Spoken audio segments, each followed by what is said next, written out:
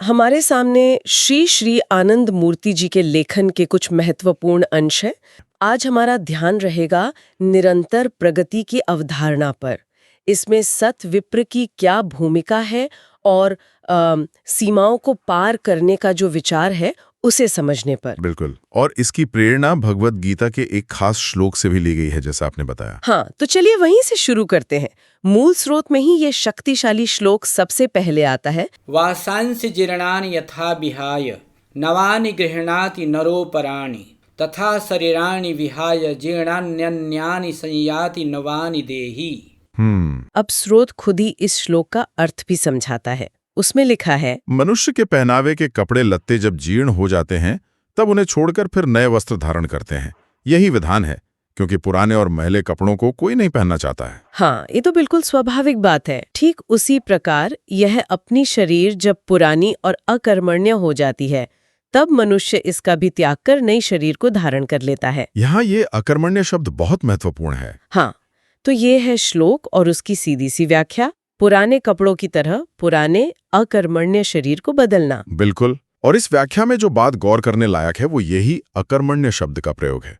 मतलब शरीर सिर्फ पुराना या जीर्ण ही नहीं हो जाता, हाँ, बल्कि जब वो काम करने लायक नहीं रहता, कार्यक्षम नहीं रहता, तब आत्मा उसे त्याग देती है। अच्छा, तो ये मृत्यु को एक अंत की तरह नहीं देखता? नहीं, बिल्कुल नहीं।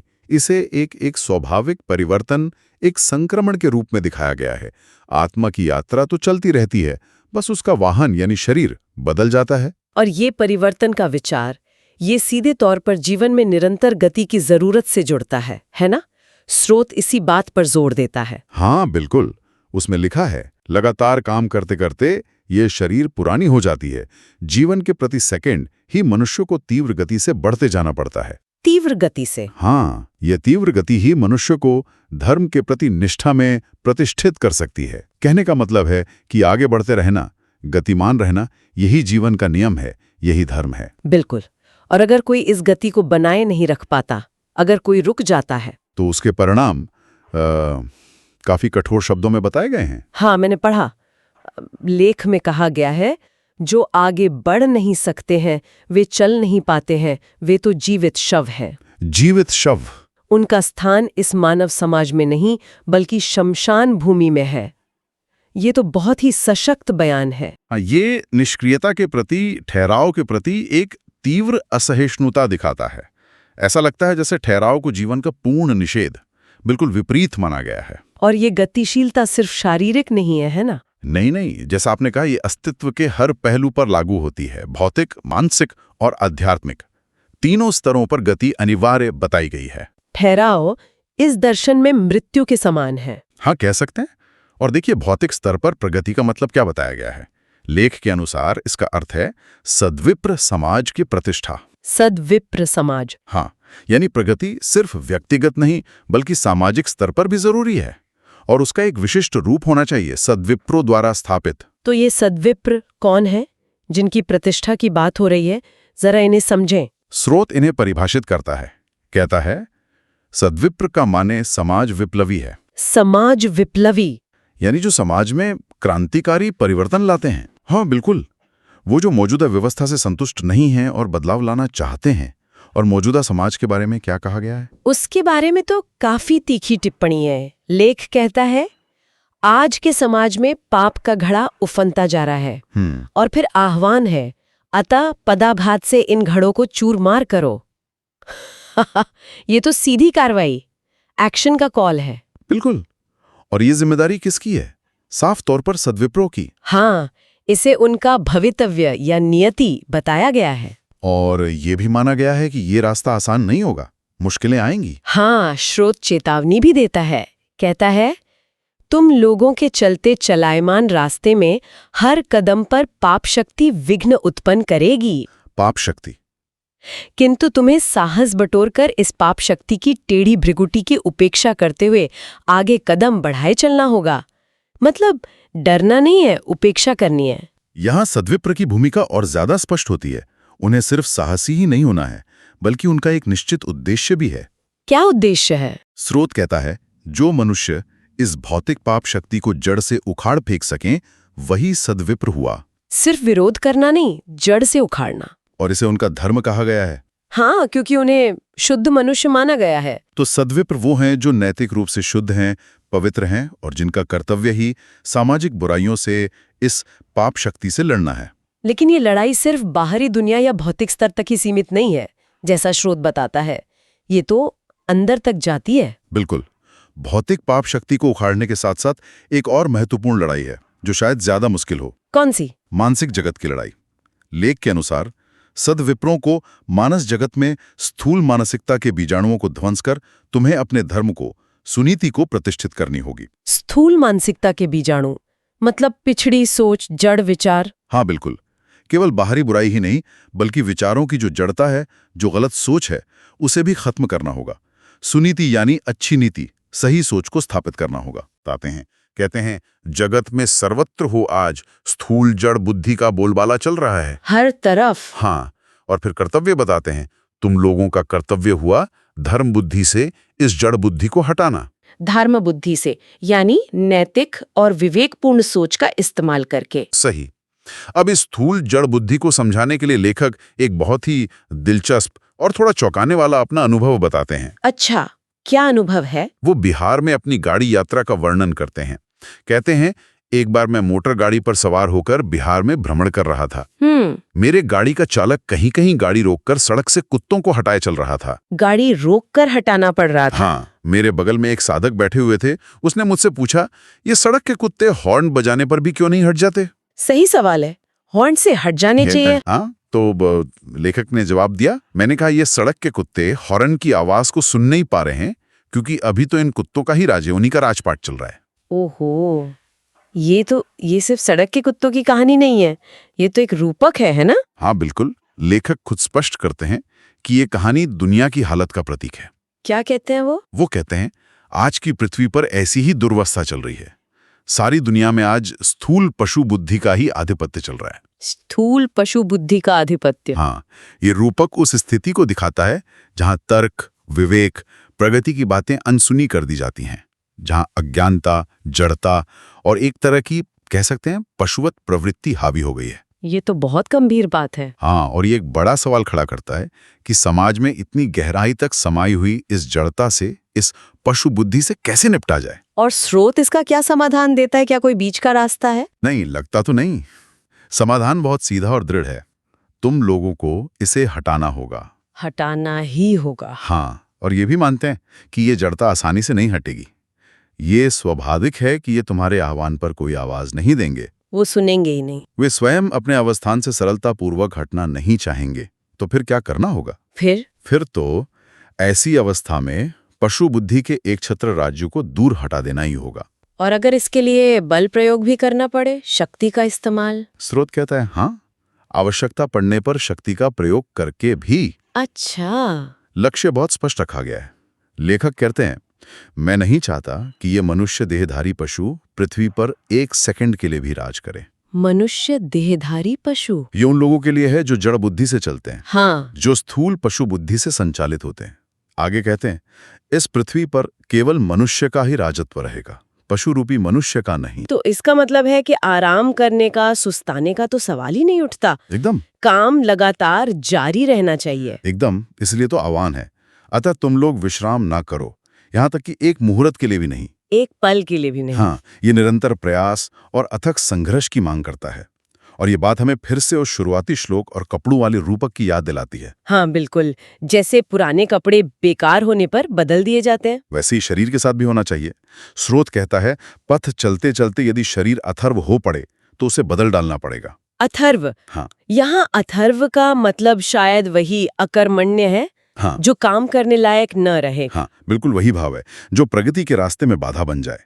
आगे कहते हैं, प्राचीन और जीर्ण वस्त्र व्यवहार नहीं करना ही उचित है। तो शरीर को भी पुराने कपड़े की तरह मानकर? हाँ, अगर वो लक्ष्य प्राप्ति में सहायक नहीं रहा तो उसे छोड़कर आगे बढ़ना है। तब इसे छोड़कर नए शरीर को धारण करो, इसके द्वारा फिर अच्छे अच्छे कार्य करते जाओ। यहाँ शरीर को एक साधन माना गया है, साध्य नहीं। बिल्कुल। महत्वपूर्ण है कर्म, अच्छे कर्म और निरंतर प्रगति। और ये प्रगति सिर्फ भौतिक और मानसिक स्तर पर ही नहीं रुकती, इसका एक आध्यात्मिक पहलू भी है। हाँ, बहुत महत्वपूर्ण आध्यात्मिक पहलू है। स्रोत आध्यात्मिक कर्तव्य के बारे में भी साफ बताता है। क्या है वो कर्तव्य? आध्यात्मिक क्षेत्र में लक्ष्य है। लेख के अनुसार आध्यात्मिक क्षेत्रों में तुम लोगों का कर्तव्य हुआ इस जगत में भूमा भाव की प्रतिष्ठा करना। भूमा भाव, कॉस्मिक आइडिएशन, यानी एक तरह की ब्रह्मांडीय चेतना या विचार।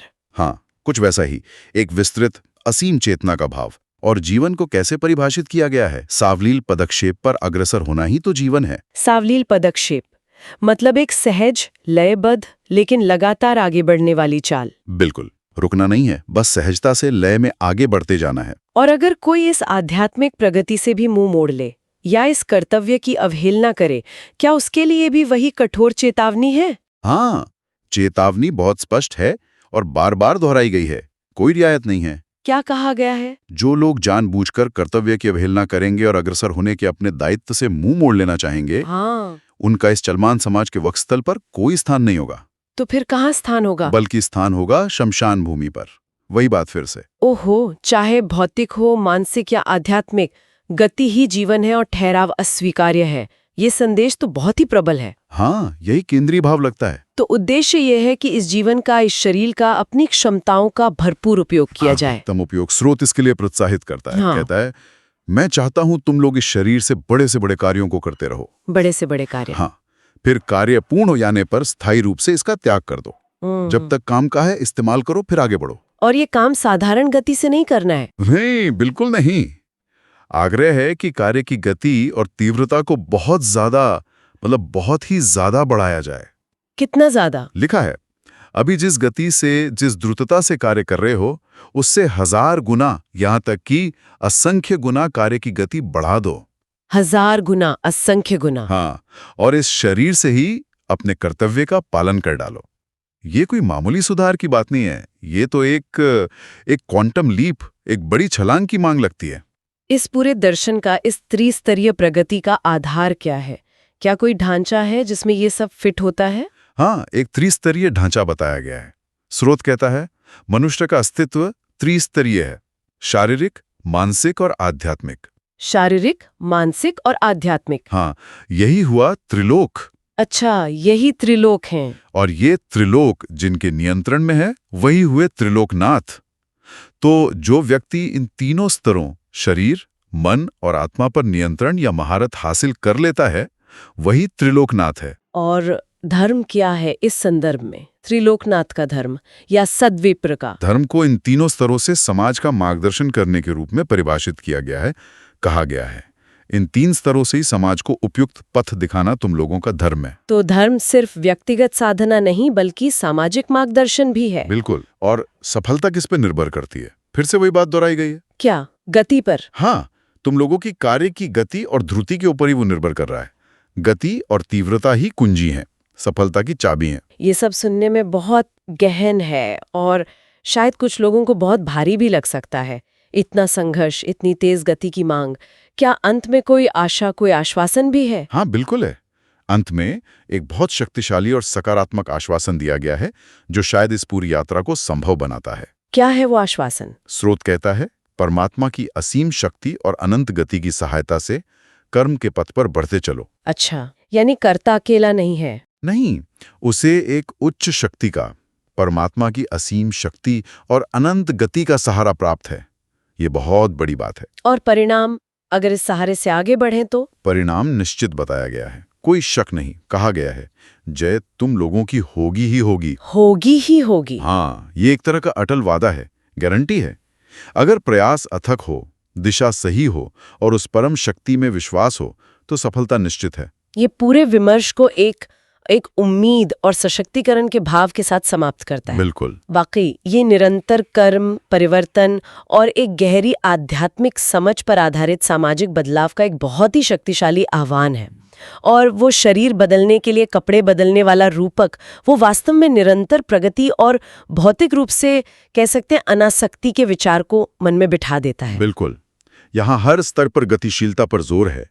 समाज की बुराइयों के खिलाफ भौतिक क्रांति, जड़ बुद्धि के खिलाफ मानसिक शुद्धि और भूमा भाव या ब्रह्मांडीय चेतना की ओर आध्यात्मिक उन्नति। और इस पूरे बदलाव को लाने वाले सद्विप्र का विचार केंद्र में है, जो समाज विप्लवी भी हैं और शुद्ध मनुष्य भी। हाँ, उनकी भूमिका बहुत महत्वपूर्ण बताई गई है। ये सब किसी को भी सोचने पर मजबूर करता है कि प्रगति का असली मतलब क्या है और इस नजरिए से देखें तो सामाजिक बदलाव के प्रति एक बहुत गहरी जिम्मेदारी महसूस हो सकती है।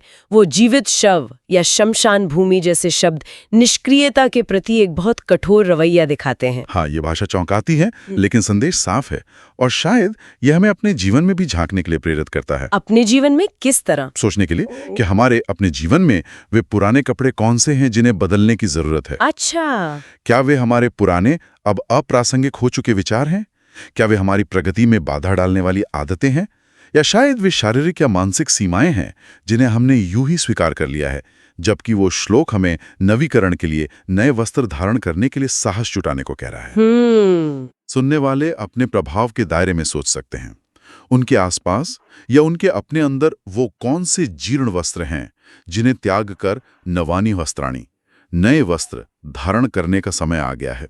विचार करने के लिए एक बहुत गहरा बिंदु छोड़ा है आपने, और इसी विचार के साथ आज की हमारी ये गहन चर्चा यहीं समाप्त होती है। धन्यवाद। धन्यवाद।